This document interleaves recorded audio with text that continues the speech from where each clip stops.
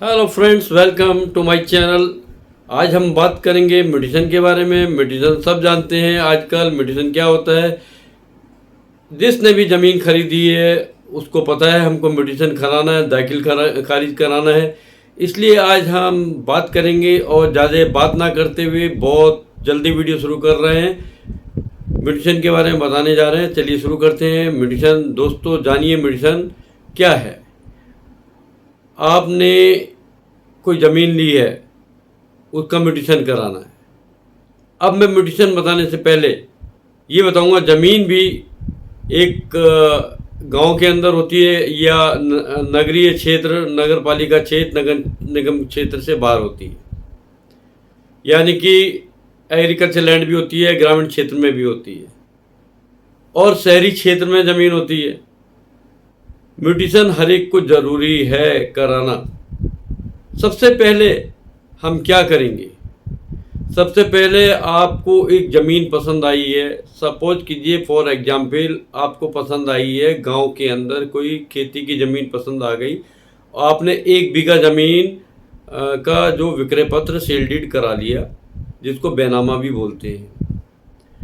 तो आप उसको पहले सेल डीड कराएंगे, उसके बाद आप म्यूटेशन कराएंगे। अक्सर देखा गया है बहुत लोगों को ज्ञान नहीं है, अज्ञानतावश वो काफ़ी साल तक 9-9, 10-10 साल तक जब पता लगता है म्यूटेशन नहीं कराया उन्होंने, तो म्यूटेशन उनका होना मुश्किल हो जाता है।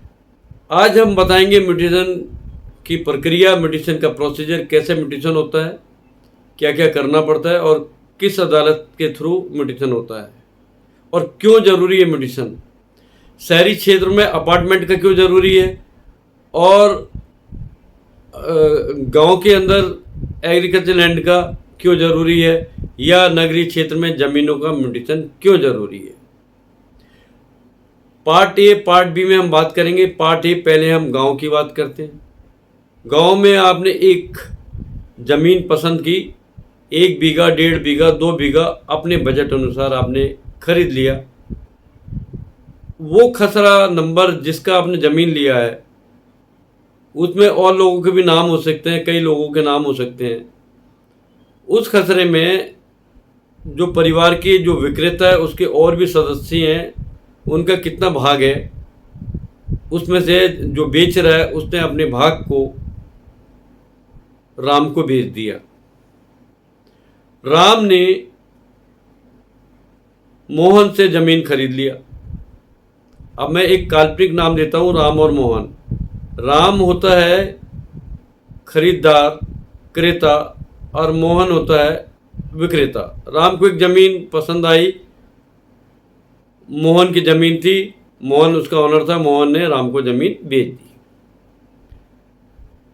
तो उसका दाखिल खारिज करने से पहले तो सब रजिस्ट्रार जो होते हैं, रजिस्ट्री के जो सब रजिस्ट्रार होते हैं, उप निबंधक कार्यालय में आप विधिवत रूप से उसको सेल डीड कराएंगे, उसका स्टाम्प फीस देंगे तो आपकी रजिस्ट्री हो जाएगी। जैसे ही आपकी रजिस्ट्री हो जाती है, आपको चाहिए कि उसका म्यूटेशन करा दें। रजिस्ट्री कराने से किसी भी ज़मीन की, चाहे वो ग्रामीण क्षेत्र में हो, ए पार्ट में, या बी पार्ट में शहरी क्षेत्र में है, 90 दिन के अंदर रजिस्ट्री के म्यूटेशन करा लेना चाहिए। यदि आप म्यूटेशन की विलम्ब करते हैं तो तहसीलदार आपके म्यूटेशन को मना कर सकते हैं। म्यूटेशन में भी टाइम लगता है। अब आपको म्यूटेशन के बारे में तो ज़्यादातर लोगों को पता है, लेकिन कुछ ऐसे लोग भी होंगे, पढ़े लिखे लोग भी होंगे, जिनको म्यूटेशन के बारे में नहीं पता। म्यूटेशन कराने की जब ज़रूरत पड़ती है, जब आपने किसी ज़मीन का विक्रय पत्र करा लिया है, खरीद ली है सेल डीड के थ्रू। म्यूटेशन का मतलब हुआ है कि दाखिल खारिज, यानी कि जो ज़मीन आपका बेच रहा है, यानी कि मोहन ने आपको ज़मीन बेची और राम ने ज़मीन खरीदी, तो मोहन का नाम रजिस्टर से, राजस्व रिकॉर्ड से कटकर राम का नाम दर्ज हो जाएगा। अभी हम पार्ट बी की तरफ चलते हैं। पार्ट बी नगरीय क्षेत्र में भी इसी प्रकार यही प्रक्रिया है। अगर आपने कोई प्लॉट खरीदा है, प्लॉट में भी आपको सेल डीड कराने के बाद 90 दिन के अंदर अपने वकील के थ्रू आवेदन करना होगा म्यूटेशन के लिए, और म्यूटेशन के लिए आपको डॉक्यूमेंट्स दाखिल करने होंगे। डॉक्यूमेंट्स क्या दाखिल करने होंगे ये मैं अभी बताऊंगा आपको। शहरी क्षेत्रों के अंदर नगर निगम नगर पालिकाओं के अंदर जमीनों के म्यूटेशन नहीं होते हैं। हो सकता है कुछ नगर पालिकाएं नगर निगम ऐसी हों जहां पर नगर निगम जमीनों को भी म्यूटेशन शहरी क्षेत्र के करने लगे हों। शहरी क्षेत्र में आवास विकास भी आता है, विकास प्राधिकरण भी आते हैं। ये दोनों विभाग भी ज़मीनों को और मकानों को बेचते हैं और लोग खरीदते हैं। तो यहाँ भी हम बात करते हैं, उधर तो हमने राम और मोहन की बात कर ली, इधर हम बात करते हैं रमेश की। रमेश ने एक ज़मीन जो विक्रेता है उसको श्याम को बेच दिया शहरी क्षेत्र में। श्याम ने एक अच्छा सा प्लॉट देखा था और उस प्लॉट का मालिक रमेश थे और उनको पसंद आ गया। श्याम ने वो रजिस्ट्री के थ्रू सेल डीड के थ्रू खरीद लिया। अब श्याम को चाहिए कि वह उसका दाखिल खारिज 90 दिन के अंदर करा ले।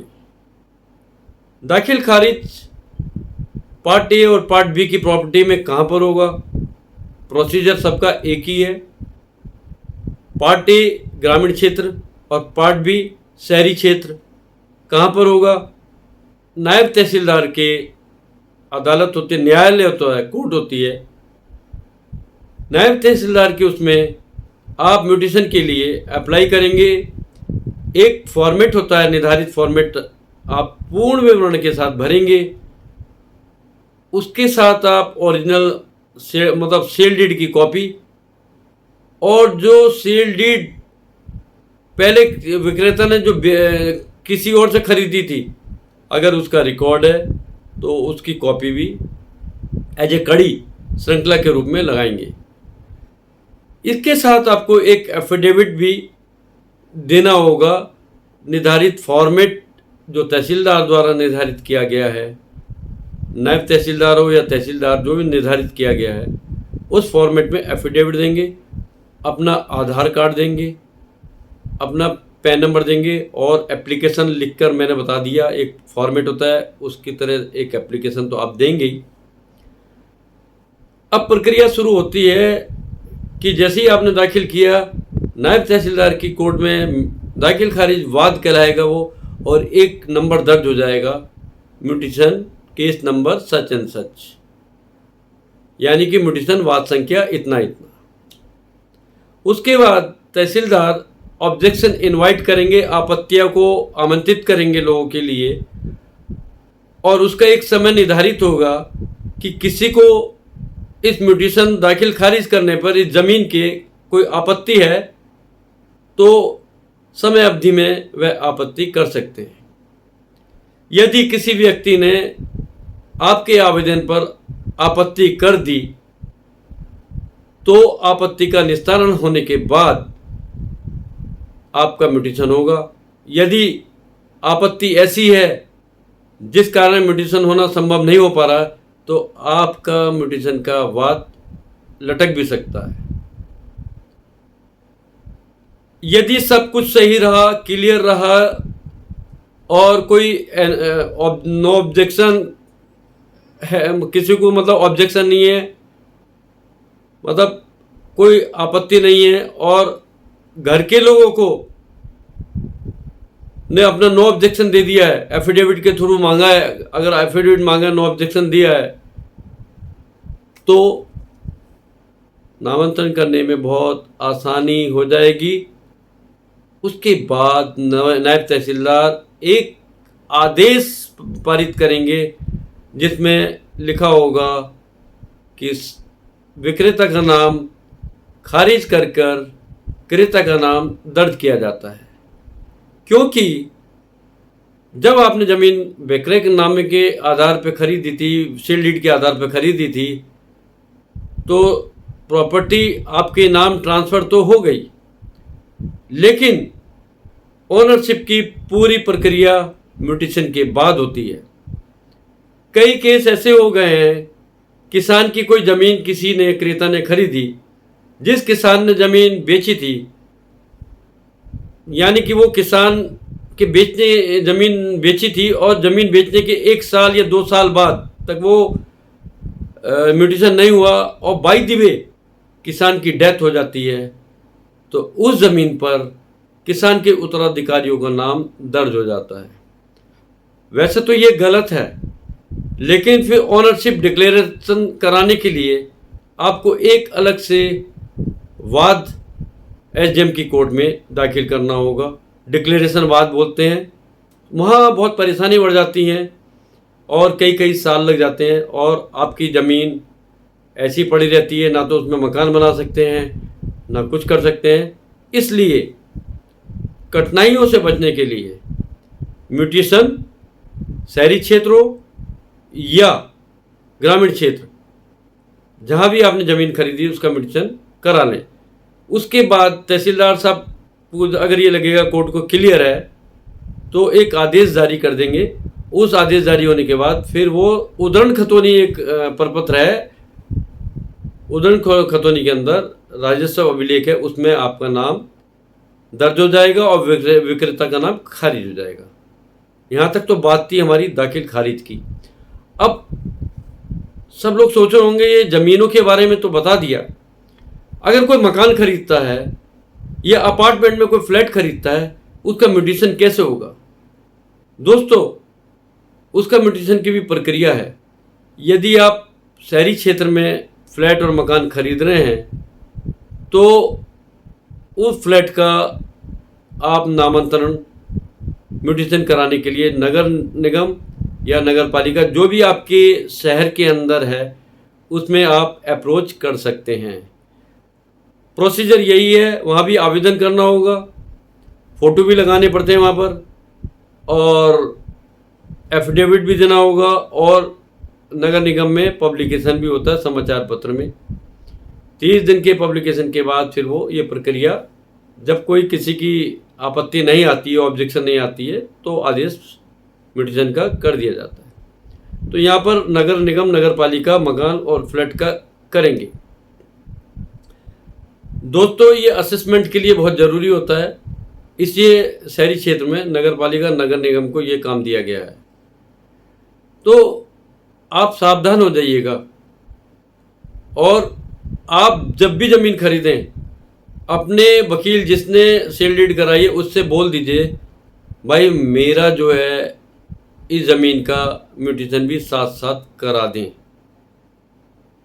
दोस्तों, आप वीडियो जितना देखना है देखें। अब मैंने कहना छोड़ दिया है, अगर आपको स्किप करना तो स्किप करें, पूरा देखना तो पूरा देखें, क्योंकि मुझे पूरा वीडियो देखने से या स्किप करने से मुझे कोई लाखों रुपए तो मिल नहीं जाने यूट्यूब से, ना मैं पैसे कमाने के ऑब्जेक्ट से आया हूँ। एक जो मुझे ज्ञान है, साधारण बात मैं करता हूँ, बताता हूँ, उसको मैं बांट रहा हूँ। लेकिन फिर भी अनुरोध करूँगा, चैनल को ज़रूर सब्सक्राइब कर दीजिएगा और वीडियो को शेयर कीजिएगा, ताकि काफ़ी लोगों को नॉलेज मिल सके। वीडियो बनाने वाले बहुत हैं और बहुत लोगों ने डाली होगी, और सब अपनी तरफ से कोशिश करते हैं अच्छा वीडियो बनाने का।